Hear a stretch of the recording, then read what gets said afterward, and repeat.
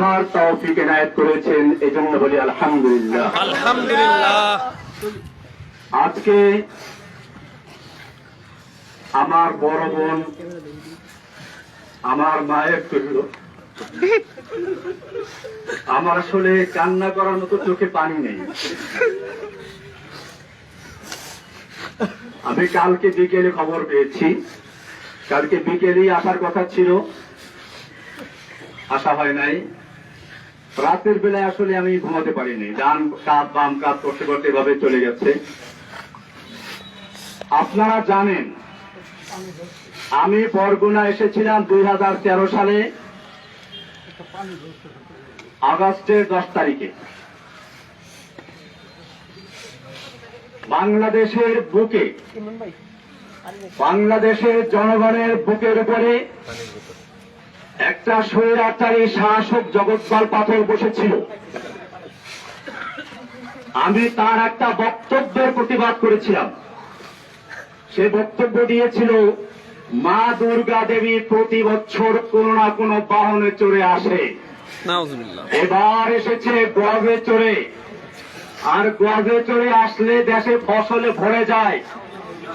আর বাস্তবে তাই হয়েছে, এবার ফসল বেশি হয়েছে। একটা হিন্দু যদি এ কথা বলতে আমার কোন আপত্তি ছিল না, তাদের আকীদা তারা পেশ করবে। বাংলাদেশের 18 কোটি মুসলমানের নেত্রী এই দেশে বসে যে আকীদা পোষণ করেছে, আমি বলেছিলাম মক্কার আবু জাহেল আবুল হাবদা আকীদা ভালো ছিল। মক্কার আবু জাহেলরাও বিশ্বাস করত, কোরআনে স্পষ্ট বলেছে, ওয়ালাইন সাআলতাহুম মান খালাকাস সামাওয়াতি ওয়াল আরদ।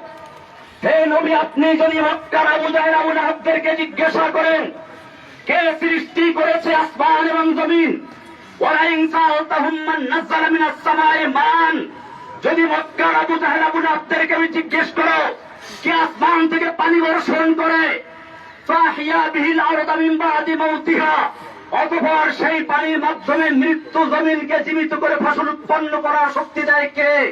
আল্লাহ বলছেন লায়াকুলুন্নাল্লাহ। মক্কার কাফেররা অবশ্যই বলবে যে আল্লাহ এগুলো সব করেন। যেখানে মক্কার আবু জাহেল আবু লাহাবরা পর্যন্ত বিশ্বাস করত বৃষ্টি দেওয়ার মালিক আল্লাহ, রিজিক দেওয়ার মালিক আল্লাহ, সেখানে বাংলাদেশের মুসলমান দেশের প্রধানমন্ত্রী বলেছিল মা দুর্গা দেবী গজে চলে এসে বলে ফসল বেশি হয়েছে। আমি তার প্রতিবাদ করেছিলাম, তার হিংসার কারণে আমাকে গ্রেফতার করেছিল। আপনারা জানেন আমার জামিন হয়েছিল, আমাকে হাইকোর্ট থেকে জামিন দিয়েছে, কিন্তু হাসিনার কোর্ট আমাকে জামিন দেয় নাই।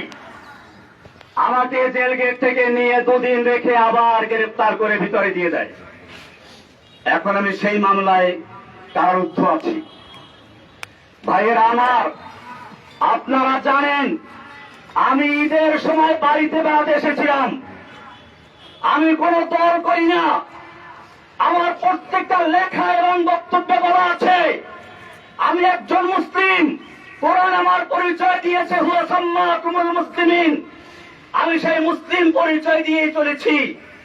আমার নামে একটা দল তৈরি করে কখনো বলা হয় আমি নাকি তার আধ্যাত্মিক নেতা, কখনো গুরু, কখনো প্রধান, কখনো আরো কি। সাংবাদিক ভাইদেরকে আমি জিজ্ঞেস বলতে চাই, আপনারা ভালো করে দেখুন, জসিমউদ্দিন রহমানী গ্রেফতার হওয়ার আগ পর্যন্ত আনসারুল্লাহ বাংলা টিমের কোন দলের নাম কোনো কানেও শুনে নাই। আমি চ্যালেঞ্জ করে বলি, বাংলাদেশে আনসারুল্লাহ বাংলা টিম নামে কোন দল নাই, এটা শেখ হাসিনার তৈরি করা।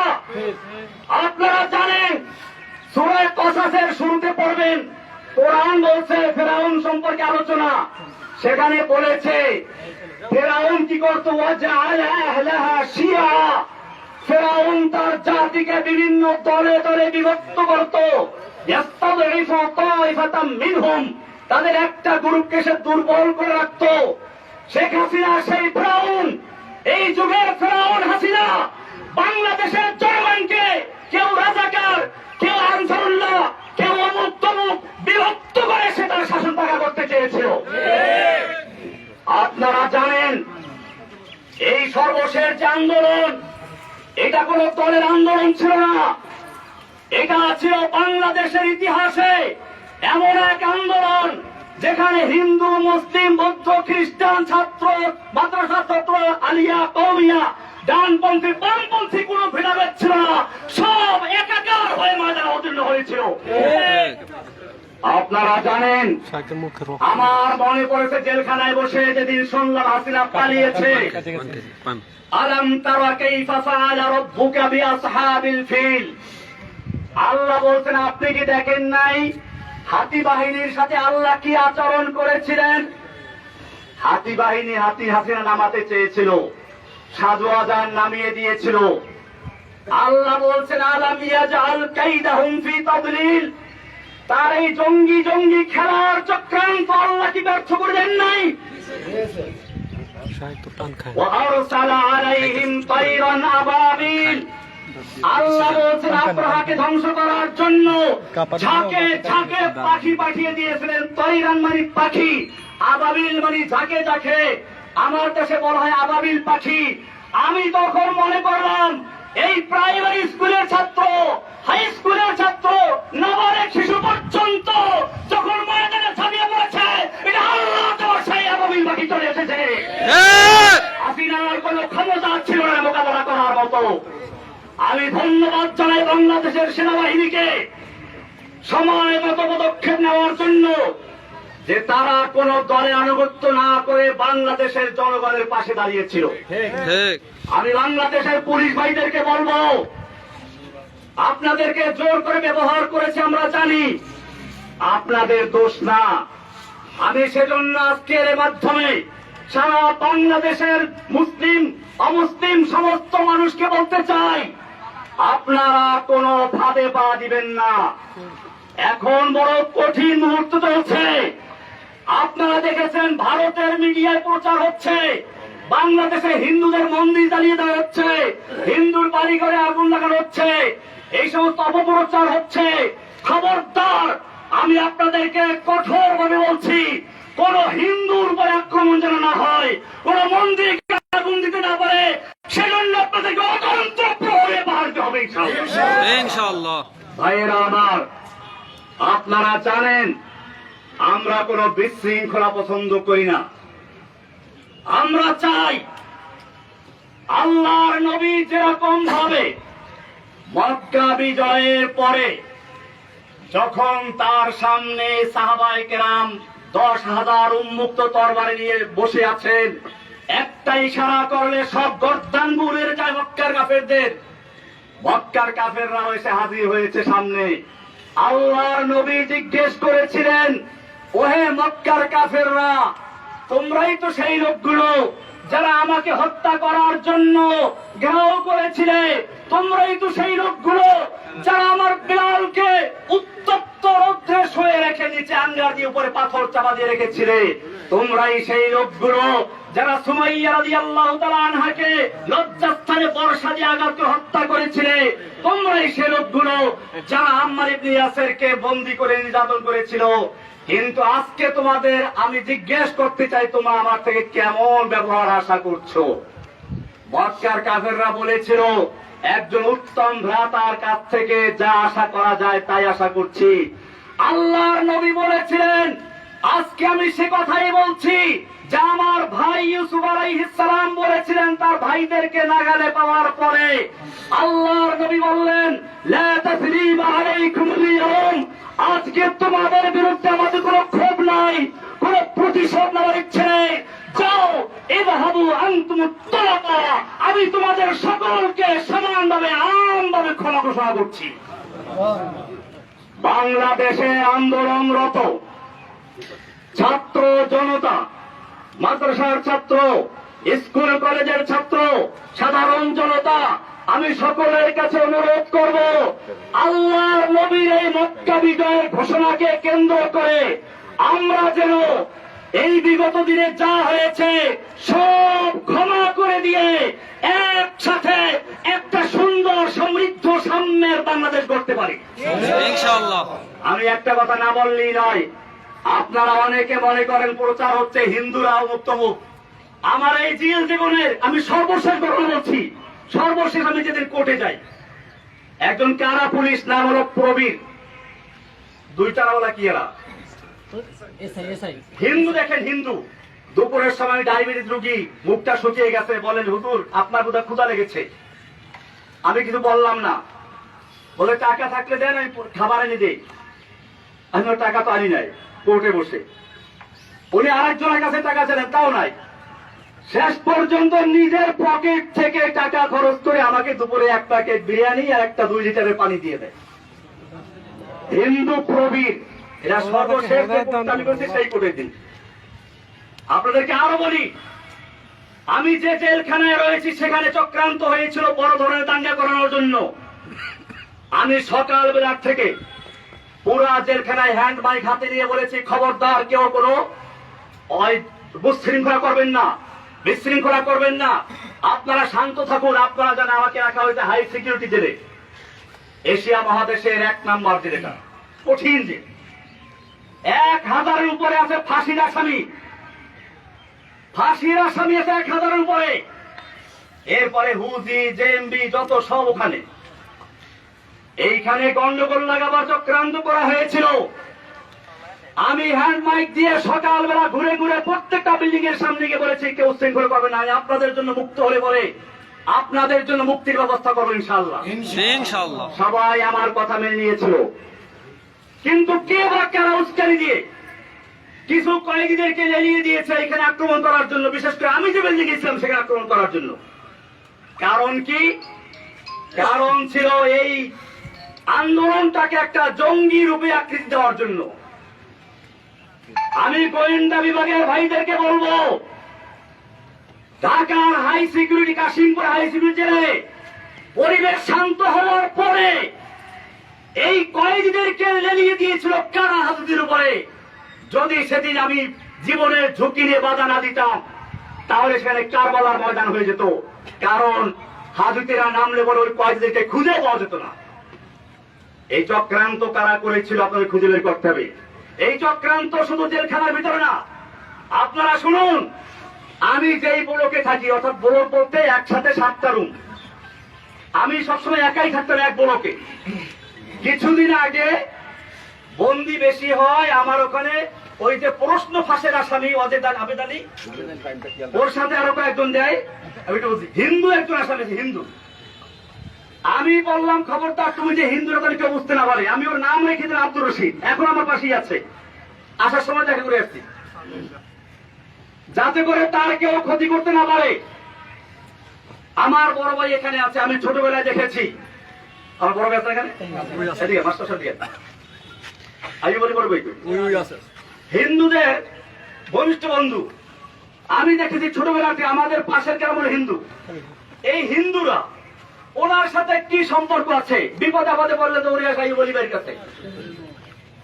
এইভাবে আমরা পারিবারিক ভাবে হিন্দুদেরকে কখনোই পর মনে করি নাই। আমি বাংলাদেশের সমস্ত ভাইদেরকে বলবো, আমার এই আওয়াজ যে প্রান্তে পৌঁছে, হিন্দু মুসলিম আমাদের কোন বিভেদ থাকার দরকার নেই। আমরা বাংলাদেশি।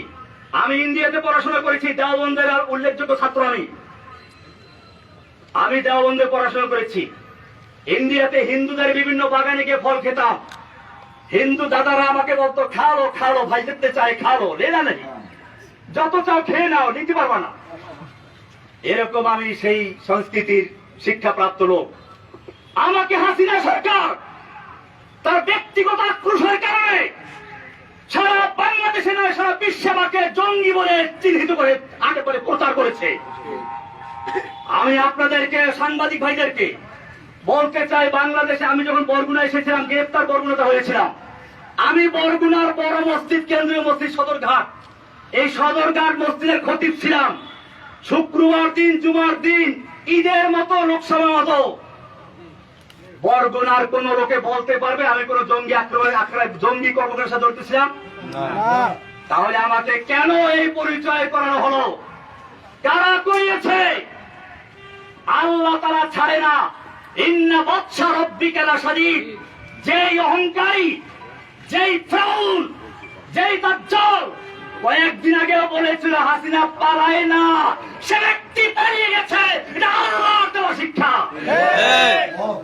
আমি একটা কবিতা তৈরি করেছি, জাআল হাক্কু ওয়া যাহাকাল বাতিল ইন্নাল বাতিলা কানা যাহুকা। ফিরআউন আয়ে, হামান আয়ে, হাসিনা আয়ে, কাওয়া আয়ে, नानक आए, जालिम जाबिर सुल्तान आए, जितने जितने शैतान आए, सबको हुई रुसवाई हासिल। जाअल हक्कु व ज़ाक़ल बातिल इन्नल बातिला काना ज़हूका।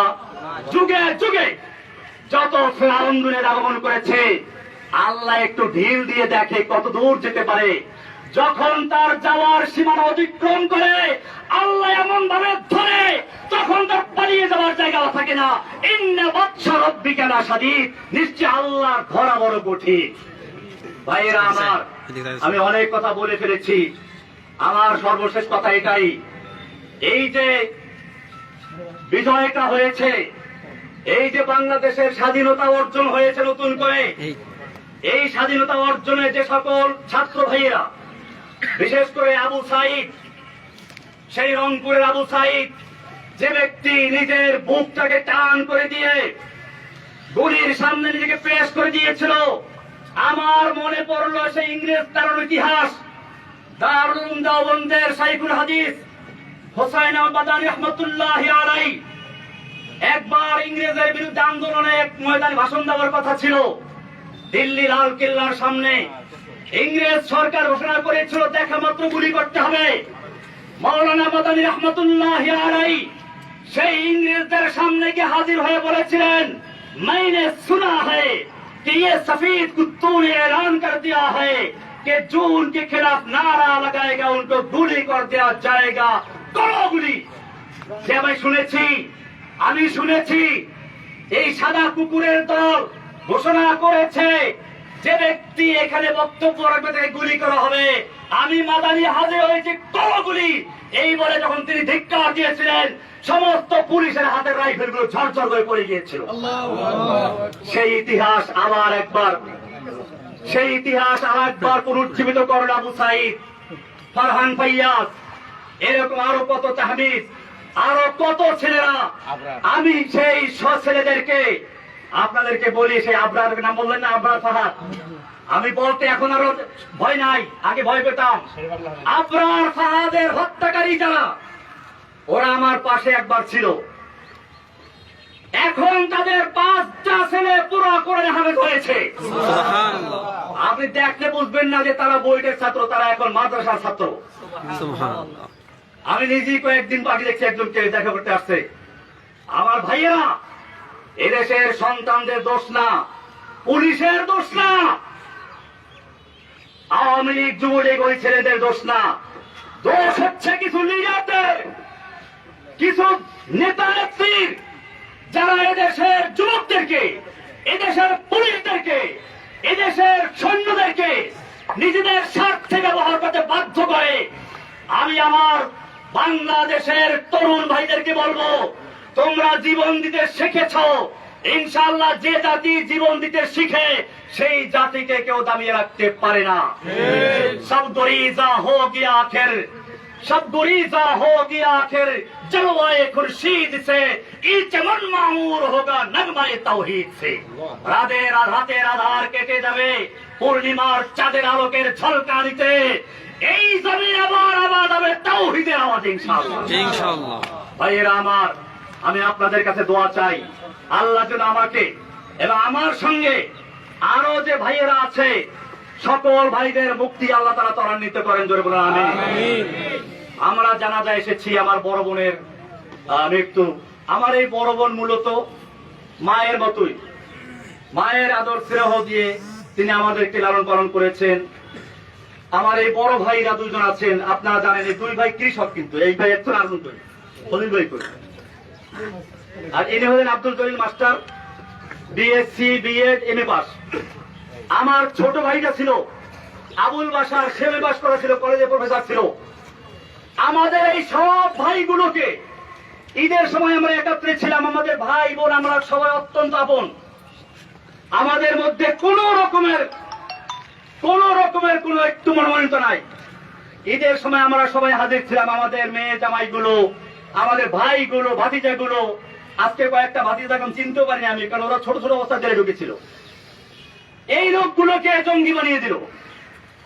এরপরে শুনলাম আরো কি হয়েছে, ওই যে পুলিশ বাবুল আক্তার, সে তার বউকে নিজে খুন করলো। সে বললো কি যে আমি জঙ্গি আঙ্গি করতাম, সেজন্য আমার উপরে জঙ্গি আক্রমণ করছে। এরপরে সারা বাংলাদেশে গ্রেফতার করলো। আবার সেই সময় আমার এই কৃষক দুই ভাইকে ক্ষেতের থেকে ধরে গ্রেফতার করলো। আমার এই ভাই জলিল মাস্টার বরগুনার একজন নাম করা হেড মাস্টার, আজকে কত 11 বছর পর্যন্ত মামলার কোন বিচার নাই। মামলার বিচার করবে কি? এই মামলা তো হাসিনার নির্দেশে হয়েছে, এই মামলার কোন এভিডেন্স নাই। সেজন্য মামলা জায়গা রয়ে গেছে, আজ পর্যন্ত বিচার শুরুই হয় নাই। আমি আপনাদেরকে কথা বলে এই জন্য বললাম, আপনারা বরগুনার মানুষ, হয়তো আপনারাও মিডিয়ার কারণে, অপপ্রচারের কারণে বিশ্বাস করতে পারেন, মনে করতে পারেন কিনা যেন আছে। আসলে আমার এই ভাইগুলোকে আপনারা চিনেন। আমার ছোট ভাই ওই সময় বাড়ি ছিল না, সে বরিশাল কলেজে প্রফেসর ছিল। তাকে গুম করা হলো, 6 মাস পর্যন্ত নির্যাতন করা হলো। বলা হলো তুই খালি একটা কথা বল, জসিমউদ্দিন রহমানী আনসারুল্লাহ বাংলা টিমের প্রধান, তাহলে তোকে ছেড়ে দিব। আমার ছোট ভাই